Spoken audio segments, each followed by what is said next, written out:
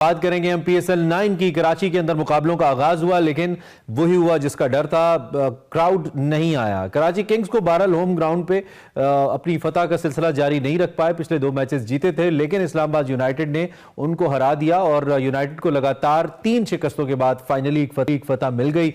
जख्मी शेर थे यूनाइटेड वाले, सो उनके लिए एक बड़ी वेलकमिंग फतह हो सकती है ये।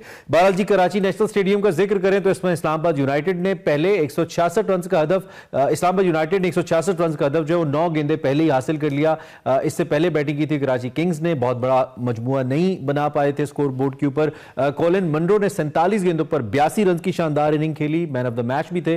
और इसके साथ साथ इस इनिंग्स के अंदर उनके 4 दिलकश छक्के, 8 चौके भी शामिल थे। जबकि एलेक्स हेल्स, उन्होंने 47 रन की जबरदस्त इनिंग्स खेली। बॉलिंग लाइन फेल नजर आई किंग्स की हम अगर बात करें, हसन अली, तबरेज शम्सी और मोहम्मद नवाज सिर्फ एक एक खिलाड़ी को आउट कर पाए। It wasn't been very impressing, लेकिन मेरा बड़ा कंसर्न था कि क्या क्राउड आता है या नहीं। तो ये मनाजिर जो हम आपको दिखा रहे हैं, इस मनाजिर में आप देखिए बहुत बड़ा क्राउड नहीं आ पाया। एक बार फिर कैरन पोलार्ड ने थोड़ा सा सहारा दिया और इरफान न्याजी के 27 रन ने भी, लेकिन मैच फाइनली कल इस्लामाबाद यूनाइटेड के नाम रहा। तो यूनाइटेड फैंस को थोड़ा सा सहारा मिला है इस जीत से, क्योंकि अब ये बड़ा मेक एंड ब्रेक सिचुएशन है इस वक्त जो टूर्नामेंट की चल रही है। इसमें बहुत ही अहम है टीम्स के लिए मैच जीतना और आगे प्रोसीड करना। हमारे साथ सैयद अवैस साहब मौजूद हैं और उनसे हम जरा पूछते हैं कि उन्होंने कल के मैच को कैसा पाया बतौर एनालिस्ट एंड क्रिकेटर, और दूसरा जो क्राउड की पार्टिसिपेशन उस पे उनका क्या टेक है, कितनी रिजर्वेशंस है सारी सूरत-ए-हाल पे। वैस, गुड मॉर्निंग, कैसे हैं आप? ठीक ठाक हैं? अस्सलाम वालेकुम इमरान भाई।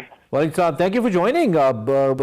वही डिसअपॉइंटमेंट हमें क्राउड की तरफ से मिली जो जिसकी तवक्को की जा रही थी, और मुझे लगा कि शायद कुछ सूरत-ए-हाल बेहतर हो, लेकिन ऐसा नहीं हुआ। क्राउड उस तरह से नहीं आया। सबसे पहले तो मुझे क्राउड फैक्टर पे बात करनी है वैस।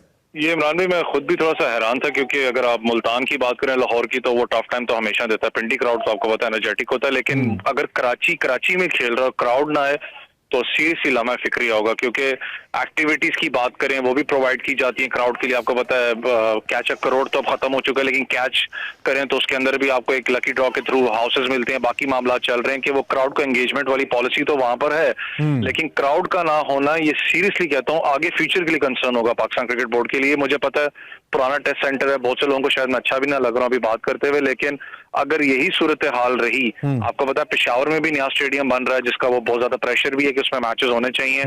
तो सीरियसली मुझे लगता है कि आने वाले वक्तों के अंदर पिंडी, मुल्तान, लाहौर, पेशावर आपको ज्यादा मेन होस्ट करता हुआ नजर आएगा। कराची जो सा सेंटर बिल्कुल ही खत्म हो जाएगा। Unfortunate, I am sorry to say, क्योंकि लेकिन ये तो ओवरऑल लगता है कि जो कराची का अपना क्राउड है या कराची के जो अपने रहने वाले हैं वही नहीं आना चाह रहे, क्योंकि लाहौर में भी तो सूरत हाल वैसी ही है। आई मीन वैसी ही क्रिकेट है, मुल्तान में भी वैसी है, लेकिन वहां पे क्राउड आ रहा है। कराची में क्या कोई इंतजामी तौर पे मसला वैसा आपके इल्म में है? लोगों को पहुंचने में प्रॉब्लम है? कोई विजिबिलिटी के, मैंने सुना है कि जहां पे लोग बैठते हैं, लोगों के बैठने की पोजीशन ऐसी नहीं है कि लोग क्रिकेट को अच्छे से एंजॉय कर सकें। ये खबरें हैं वैसे, नॉट ऑफिशियल। तो आपके पास कुछ है ऐसी इंफॉर्मेशन कि हो क्यों रहा है बेसिकली? इमरान में 2 चीजें होती हैं यहाँ पर, क्योंकि जिस वक्त अनफॉर्चुनेट है, हम बार बार बात करते हैं जब इंफ्रास्ट्रक्चर की बात करें, हमने तो आपको पता है कि इंफ्रास्ट्रक्चर पे काम अपने किया ही नहीं है, ना उसको मॉडर्नाइज किया, ना उसको उस प्रॉपर लेवल पे लेके गए जो कि आजकल इंटरनेशनल ग्राउंड्स के ऊपर चीजें अवेलेबल होती हैं। सबसे बड़ा मसला देखें, चाहे वो मैं किसी भी स्टेडियम की बात करूं, ठीक है क्राउड अपनी जगह फैक्टर है।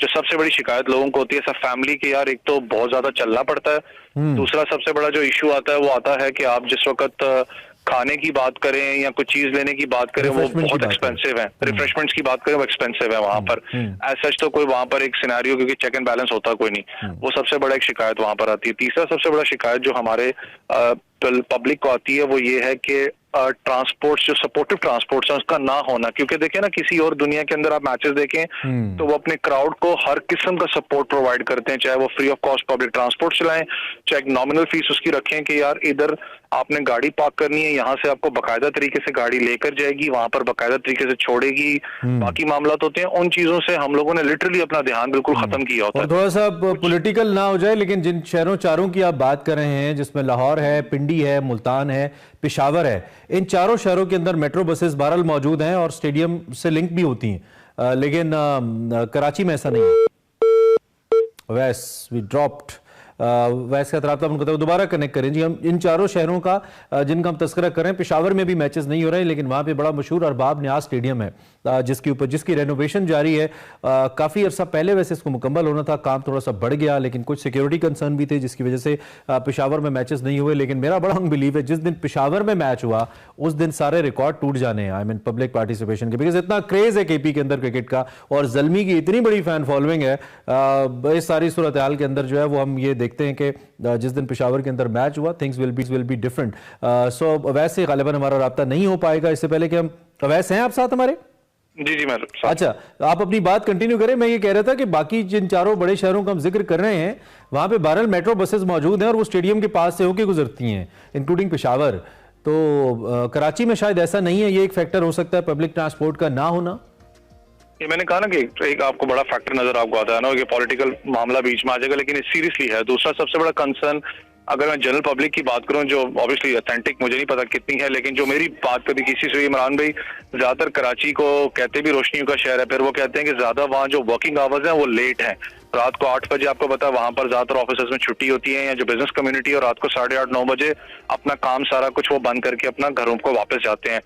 एक फैक्टर वो ये भी कहते थे कि यार रात को 9 बजे 9:30 बजे मैचेस स्टार्ट हो तो चले हम लोग फ्री होते हैं, हम लोग जाके वहां पर मैचेस जो उनसे हैं वो देख सकेंगे। लेकिन मैंने कहा ना कि आने वाले टाइम के लिए लिटरली कराची के बारे में पाकिस्तान क्रिकेट बोर्ड को अब सोचना पड़ेगा। अपनी एक्टिविटीज भी करके देख लिया आपने, PSL के मैचेस सबसे ज्यादा कराची में दे दी, फाइनल तक आपने कराची में दे दी, आपने सारे मामलात कोशिश की करने की, लेकिन क्राउड का ना आना ये बहुत बड़ा डिसअपॉइंटमेंट होगा। क्योंकि आपको पता है इस वक्त बहुत सी कोशिश है दूसरे ममालिक की कि पाकिस्तान क्रिकेट को आइसोलेट वापस किया जाए। वो इसी चीज की बार बार पिक्चर दिखाते हैं कि जी इंटरनेशनल क्रिकेट हो रही है, जो आप देखें जी आइसोलेशन, यहाँ पर कोई जी देखने नहीं आता, कोई इंटरेस्टेड नहीं है देखने के लिए, it shows a negative image. लेकिन कराची वालों को रिक्वेस्ट है कि मुझे तो ऐसा लगता है वैसे के लोगों का जैसे कराचीइट्स का इंटरेस्ट ही नहीं है लाइव क्रिकेट देखने में, क्योंकि अगर पब्लिक ट्रांसपोर्ट ना भी हो, आजकल हम जैसे टीनेजर्स की बात करते हैं, यंगस्टर्स की बात करते हैं, अपनी बाइक्स हैं, किसी न किसी तरीके से लोग पहुंच जाते हैं।